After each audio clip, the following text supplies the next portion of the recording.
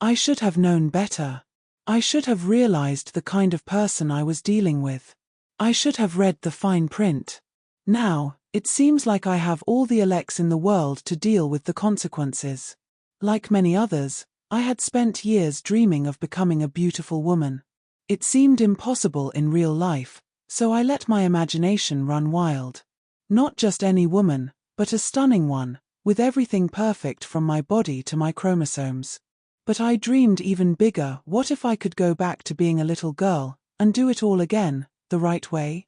When a mysterious email arrived, claiming to know my deepest desires, I was skeptical at first, hoping it was just a cruel joke. I deleted the first few messages, but when more arrived, I created new email accounts to protect myself. However, I soon found messages from the sender on all my new accounts. "Please don't be afraid, Alex," one message read. "I want nothing from you, except to help you make your dreams come true. Please respond, I promise you won't regret it." After a restless night, I finally decided to reply, agreeing to meet her, though I still had doubts. She responded quickly and eagerly. "Wonderful, Alex. You don't know how happy this makes me," she said. We arranged to meet at a restaurant in another part of town. As I drove there, my heart raced with a mix of excitement and fear. Could this person truly help me become the woman I longed to be? And why had she chosen me? When I entered the restaurant, I made my way to the dimly lit lounge. A soft voice called out, "Over here, Alex." I turned to see a beautiful woman, casually dressed in black jeans and a sweater, her appearance effortlessly stunning. Everything about her seemed perfect, her figure, her hair, her face. But despite her beauty, something felt off. There was a coldness to her perfection, something that should have made me cautious. I approached the booth and sat down. "Hello," I said, feeling nervous. I seem to be at a disadvantage. "You know everything about me, but I don't even know your name." She smiled knowingly. "I'm Lilith, Alex, and I'm going to help make your dreams come true." Before I could respond, she added, "You're thirsty, aren't you?" and called the bartender over to get me a drink. After ordering a club soda to stay clear-headed, I tried to take control of the situation. "Lilith, or whoever you are, I came here to tell you to stop. I don't want to become a girl. These claims about me." She took a final drag of her cigarette and stubbed it out. "Oh, Alex," she said with a sigh, "I know you're pretending. It's one of the things you struggle with most, isn't it? That's why I'm here to offer you something special." I let out a heavy sigh, my shoulders slumping in resignation. "All right, you've got me," I said softly. She smiled and shook her head. "Alex, please. What will it take for you to understand that all I want is to help you achieve your dreams?" "Okay," I replied quietly. "What's going on here?" She smiled faintly. "Alex, I know you believe that magic could be real. Well, it is. I'm living proof." She paused. I took a sip of my drink and asked, "And how is that?" "I'm 87 years old," she said.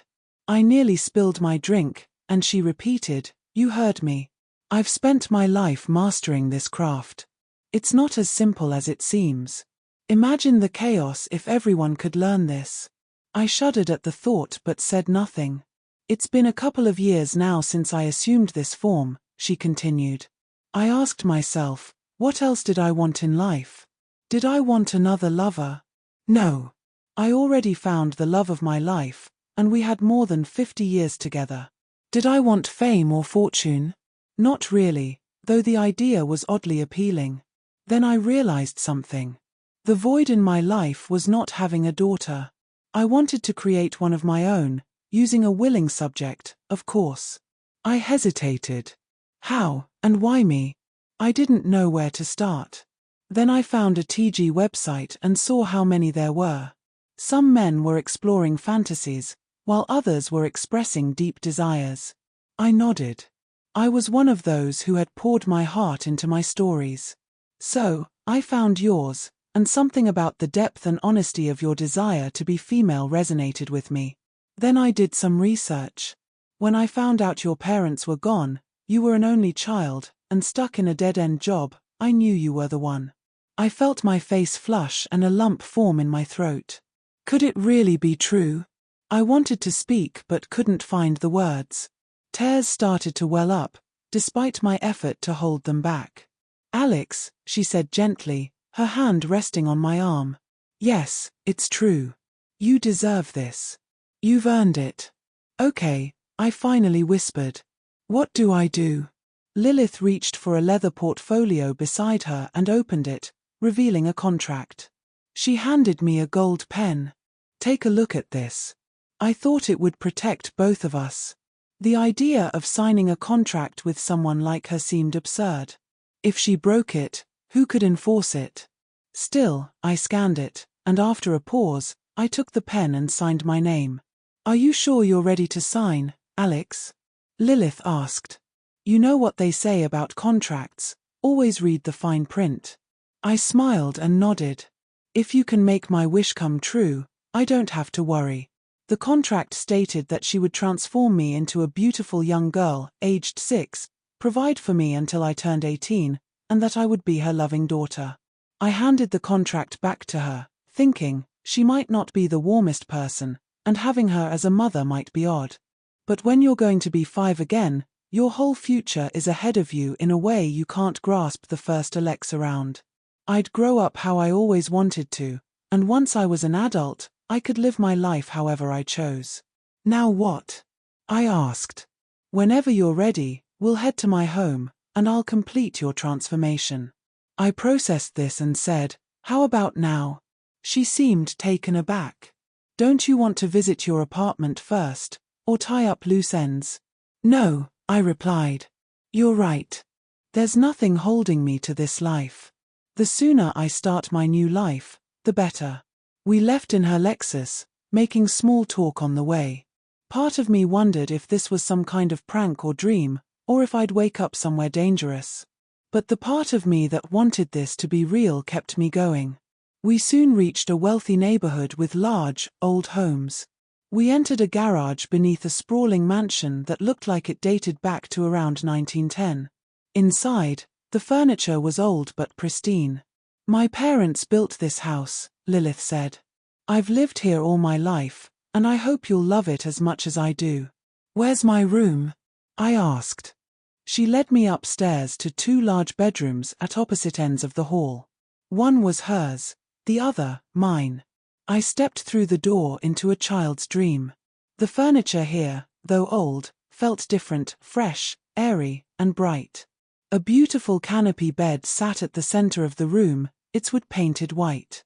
The walls were adorned with a delicate floral pattern on a soft pink backdrop. Large shelves were filled with dolls, tea sets, and other toys, and the closet overflowed with lovely dresses. The dresser drawers were filled with satin, lace, and ruffles. It was so beautiful, I felt overwhelmed. I turned to Lilith, smiling. This is where I'll live, Lilith. Mommy. Yes, sweetie, she said kindly. Once we get you changed. She led me to the basement, where she directed me to undress and stand in the middle of a pentagram painted on the floor. In front of it stood an altar covered with candles, incense, old books, keys, a crystal ball, and various other objects. The stone walls were damp, and the flickering candles provided the only light. I felt a shiver, not from the cold, but from nervous excitement. Lilith instructed me to stay still and silent. She lit the incense, opened one of the books, and began chanting softly in a language I didn't understand. Soon, warmth spread through my body, a tingling sensation that made it feel like my bones, skin, and organs were melting. I shrank rapidly, my height diminishing from over 6 feet to less than half that. My skin became soft and almost hairless, with golden blonde curls cascading down my back. My brown eyes transformed into sparkling blue ones, and my nose turned slightly upturned. Below, everything had changed. I was now fully female. A sweet, childlike voice escaped my lips. Am I done, Mommy? Yes, dear, she replied.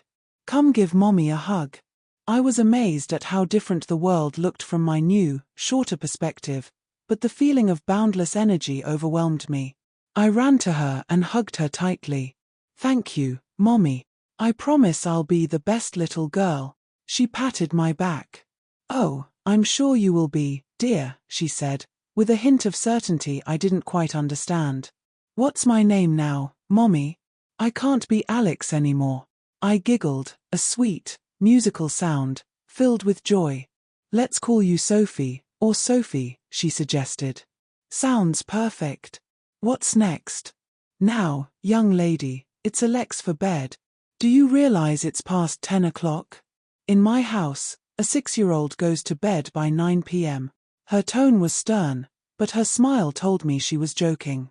"Right away, Mommy," I said excitedly, dashing up the stairs. I picked out a fancy pink nightie, complete with ribbons and lace, and snuggled into the soft bed. A moment later, Lilith stood in the doorway, smiling. "All set, dear?" "Yes, Mommy." She kissed me on the forehead and tucked me in. "Good night, darling. Sleep tight and don't let the bedbugs bite." I felt tears fill my eyes. Those were the exact words my real mother used to say to me before bed. I reached up to turn off the nightlight and settled back, my exhaustion finally winning over my excitement. I fell into a deep sleep. The next morning, I woke up and immediately realized this was no dream. I was still a beautiful 6-year-old girl. And I had to pee. I hurried to the bathroom, managed to get myself comfortable, and took care of things. I remembered that Lilith had told me to shower, get dressed, and then come downstairs for breakfast. I chose a white dress with a lace collar and colorful floral patterns, paired with white tights and Mary Janes. I skipped down the stairs, excited. "Good morning, Mommy," I greeted her cheerfully. "Good morning, darling," she replied, placing a steaming bowl of oatmeal in front of me. "Did you sleep well? Still happy about your decision?" After some conversation, Lilith shifted the topic. "Well, Sophie, I'm glad it's Saturday. We have Alex to start working on your new responsibilities." "What do you mean, Mommy? Like chores?" "Well, yes, honey, that's part of it. But I also want to help you develop all your talents and potential. That will require hard work on your part. I could use magic, but I think it's more important that you put in the effort. It will mean more in the end." I nodded, still not fully understanding. "What kind of lessons, Mommy?" "Oh, let's start with singing, dancing, and piano. Later, I'll get you started on a foreign language, and maybe more than one instrument." It sounded like a lot, but Lilith was in charge, so I figured I'd go along with it. After all, I never had any particular gifts as a male, and it felt nice to think about developing new ones in this second chance. My transformation happened in late August, giving me a few days to adjust to my new age and gender before school started. It was hard to believe I was going to be a first grader again. Somehow, Lilith's magic had subtly altered my mind. While I still remembered everything from my past life, my education, my brief, unsatisfying relationships, and what adulthood had been like, she had also instilled in me a childlike innocence and wonder. This new perspective helped me embrace my girlhood. Soon, I found myself completely immersed in play, spending hours with my dolls and dollhouses. When school started, I surprisingly found myself paying attention in class, no longer bored by its simplicity. Sure, I missed the independence and privileges of adulthood, but being able to experience life as a little girl again seemed like a fair trade. I loved getting ready for school each day, choosing which dress to wear. I quickly made friends with the other girls in my class and, when I thought about my orientation as a female, I found myself agreeing with my classmates, boys are yucky. What I didn't enjoy as much were the lessons. My new friends, like Brielle, Lucy, and Heather, wanted to hang out or play after school, but I rarely had the chance. It seemed like I had a lesson every day after school.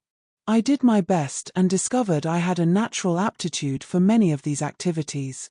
I felt graceful and girlish in my pink tights and tutu. But my new mother had chosen demanding teachers for me. More than once, I came home exhausted and on the verge of tears, wanting nothing more than to curl up and watch TV. But that wasn't allowed. Lilith insisted I practice on my own after school. One day, when I finally complained about the pressure she put me under, she became furious. "Young lady," she scolded. "Think about who's paying for these lessons, who's dressing you, feeding you, and providing for you. And remember who gave you the body of your dreams. Without me, you'd still be a lonely, miserable man stuck in a dead-end job." She sent me to bed without dinner and told me to think about it. Through my tears, I muttered, "I'm sorry, Mommy," before heading upstairs. The next day, Lilith had a surprise for me after school. I thought we were going to my piano lesson, but she told me it was cancelled. Instead, she took me home and announced it was Alex to learn the purpose behind all the lessons. She led me to my bedroom, where half a dozen beautiful gowns, full of silk, lace, and sequins, were spread out on my bed. "What's this about, Mommy?" I asked. With a bright smile, she answered, "I'm entering you in the Little Miss Riverside pageant next month. I think you're ready." A pageant for 6-year-olds? I had heard about such things after the JonBenet Ramsey tragedy, but I had never imagined being part of one so young. I had dreamed of being prom queen in high school, but this felt too early. It turned out that Mommy's idea of the perfect daughter included having a beauty queen. While I did enjoy certain aspects, dressing in elegant gowns, getting my hair and makeup done, and performing in front of an audience, there was a darker side to it all. Some of the girls seemed to have fun, but others clearly didn't. Many looked like they would rather just be kids. It was especially hard for those with overly competitive stage parents. And I soon realized my mommy was one of them. After my first pageant, I came home with the biggest trophy, and Mommy couldn't have been more pleased. She bought me hundreds of dollars worth of Barbie gear and took me out for dinner, which I really enjoyed. But the next pageant was different. I finished second. On the way home, I tried to stay upbeat. "Well, Mommy, I guess I can't win them all. I did my best." She was unusually quiet, puffing intensely on her cigarette. Finally, she spoke. "I suppose not, dear. Just don't make losing a habit." Her words sent a chill through me. For the first Alex since my adult life, when I had been under pressure in a demanding job, I felt that familiar knot in my stomach. The tension only grew as the years passed. The competitions became more intense, and other parents became jealous of my success. But no matter how many trophies and tiaras I collected, nothing seemed good enough for Mommy. Meanwhile, I moved from first grade to second, and then third. Summers were a welcome break from the pageant grind, and I grew to cherish the freedom they offered, even though the drive for success in the pageants never let up. My relationship with Mommy remained strange and unpredictable. When I did well in pageants, she showered me with gifts, affection, and attention. When I didn't, she became cold, distant, and detached. One summer day, between 4th and 5th grade, I found myself feeling bored and decided to explore the house. While Mommy had strictly forbidden me from entering the basement where her witchcraft supplies were kept, she had never mentioned anything about the attic. As I rummaged through dusty old boxes, unsure of what I was looking for, I eventually found it. What I was really seeking was some clue, some hint about the motivations and behavior of this mysterious woman who had rescued me from adulthood. I often thought about growing up. Would I go to college again? What kind of career might I have? How soon would I marry? How many children would I have? All the things young girls dream about.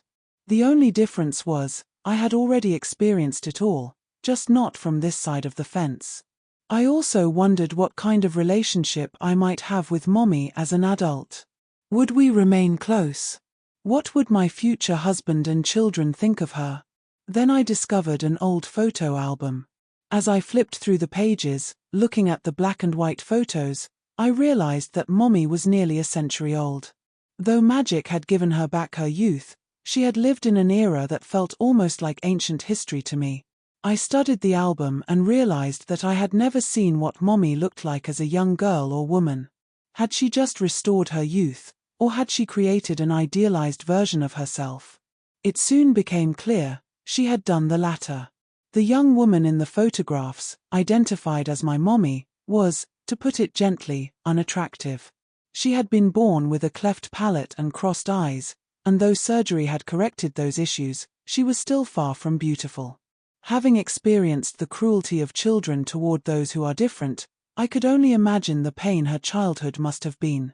No wonder she wanted to live the life of a beautiful young girl through me. I felt a deeper connection to her than ever before. But if only I had understood the full extent of her needs. I didn't bring up my discovery to her. I knew it would only reopen old wounds, ones that hadn't healed. But later that summer, I asked her about my growth. When I had been turned into a 6-year-old, I was about 3 feet, 10 inches tall and weighed 42 pounds, average for a girl my age. 4 years later, I had only grown 3 inches and gained 10 pounds. I was one of the smallest girls in my class, if not the smallest. One morning, during breakfast, I innocently asked, "Why don't I seem to be growing, Mommy? Some of the girls my age are starting to get their periods and grow chests." She stared off into space for a long moment before replying, "Well, dear, you won't have to worry about that at the new school you're going to in the fall." New school? I asked, confused. 5th grade was still a year away from junior high, and she had always said she never wanted to leave this house.